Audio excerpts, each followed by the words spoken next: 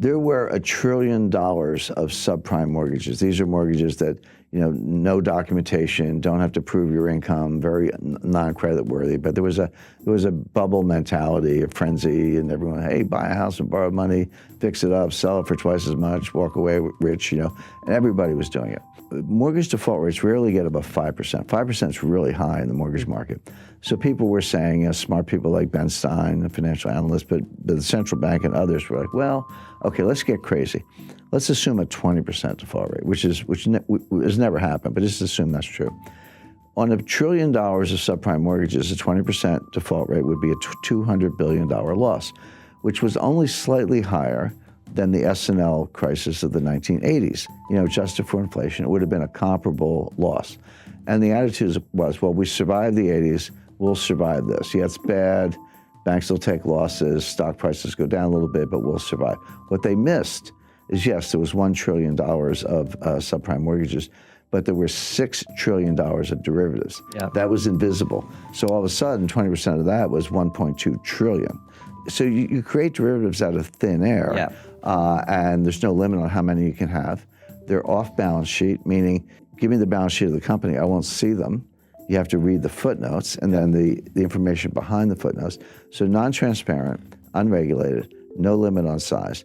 So the crisis was actually much worse than anyone realized. And then when it started to collapse, the contagion spread throughout the financial system. My point about 2008, it was because we did not learn the lessons of 1998 and we flew right into 2008. But once again, we have not learned the lessons of 2008, and we're going to fly right into the next storm. In 1998, Wall Street got together and bailed out a hedge fund. In 2008, the central banks got together and bailed out Wall Street. Who's going to bail out the central banks? In other words, the point is each crisis is bigger than the one before. The intervention gets elevated, larger dollar amounts, and are we now at the point where there's no one left to bail us out? And one of the questions I'm asked most frequently is, okay, Jim, I kind of follow your analysis on how risk works and how complexity theory and capital markets, how that works, but where's the crisis coming from? What's going to be the catalyst? It's actually a long list. Now, student loans, there are $1.6 trillion worth of student loans. So this will go, and kind of this gets to your point, Francis, how do capital markets and money markets and Fed policy kind of leach into debt and deficits?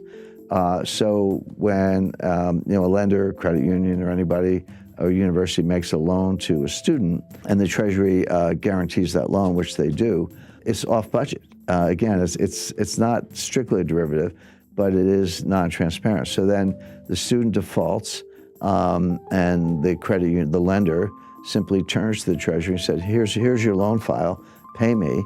And the Treasury pays the lender because they've guaranteed the loan. Now it's on the Treasury. But until that point, that loss is not on the books of the United States government. That loss is not part of the deficit. But when the Treasury writes the check to make good on the guarantee, it does go into the deficit. So we think deficits are high now, but there's this $1 trillion tsunami of student loan losses that's going to pile on top of the structural deficits and make it even worse. So all these things are, I spend all my time analyzing these things. I see them all. I can describe them. I can see how they're going to converge into a worse crisis. But in the short run, people either ignore them or they just don't know anything about them. But why would Bernie Sanders even suggest that? And by the way, he's not alone. I think the other candidates have, Elizabeth Warren and Joe Biden and Kamala Harris, one way or another, have suggested that they would do something similar, that we need student loan relief, and that ends up going onto the budget and onto the taxpayers. But there's a school of economics, and I talk about this in chapter 5 of my book. It's called Modern Monetary Theory, MMT for short. Everyday viewers, everyday people to know anything about it, but more to the point, economists don't know anything about it. This is a new school of economics, if you want to think of it that way. So there is this modern monetary theory, but the leading scholar of modern monetary theory is a lady named Stephanie Kelton, who's a professor at the State University of New York, but she's the financial advisor to Bernie Sanders. What modern monetary theory says is that actually there's no limit on the amount you can spend. You can spend as much as you want, and the market will either buy the debt, or if they balk, the Fed will monetize the debt. So how much debt is there relative to the size of the economy. This is called the debt to GDP ratio, but the way it's a simple fraction you learn in the 5th grade. How much debt divided by the size of the economy? So in a simple example, if you had $5 trillion of debt and a $10 trillion economy, that fraction would be 1/2. So you would say the debt to GDP ratio is 1/2 or 50%. Today, the debt is larger than the economy. That ratio is over 100%. We have round numbers, about $23 trillion of debt and about a $22 trillion economy. So the ratio is about 105%, highest since World War II. That troubles me, it troubles other economists. But my friend Stephanie says, what's the problem?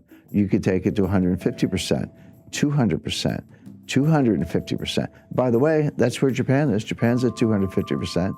Greece is 175% or so. Italy's 135%. They're all still standing. Go to the Ginza, it looks like Times Square. So you don't see visible signs of stress. And here's the irony. Ben Bernanke would absolutely not agree with this theory, and he said so publicly.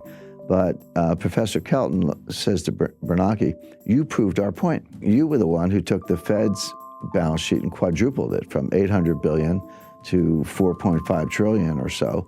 You proved that you can print trillions of dollars of money without causing inflation, without causing high interest rates, without causing a run on the bank. So all we're saying is, you did it to prop up Jamie Dimon's bonus. We wanted to do it to forgive student loans. We may have different policy objectives, but the process is the same. What's the problem? Now, of all the things I've debated, for years I was dragged into Bitcoin versus gold debates, which I thought were silly. I don't like Bitcoin, I do like gold, but it's like fish versus bicycles. The debate never made sense to me, even though I did a lot of them. Of all the things I've had to rebut, this was actually the most difficult because it's superficially appealing. First of all, legally it is true that the Fed can take their balance sheet as high as they want. There's no legal limit on the Fed's ability to print money. It is true that Japan has a much higher debt to GDP ratio, and they're still standing. It is true that the Treasury can borrow as much as they want, subject to periodic increases in the debt ceiling, which have never been denied. And the Fed can monetize the debt. So all the elements of the thesis are actually correct. So how do you refute it? And the answer is that legally it can be done. And if your goal is to print a lot of money and forgive student loans or give a guaranteed job or guaranteed basic income, whatever it is, in theory you could do that.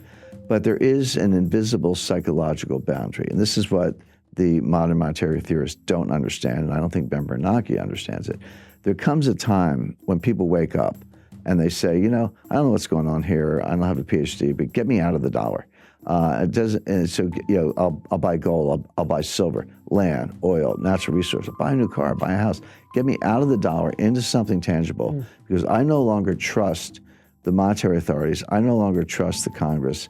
I can't believe that you're going to spend this much money without ceiling, without limit, without causing inflation. My inflationary expectations will go up.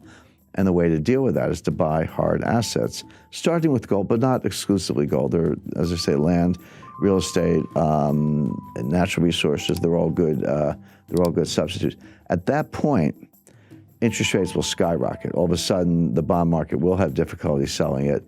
The president of the Congress could take away some of the Fed's independence. All of these assumptions could come crashing down very quickly, very unexpectedly, and that's the problem with the theory.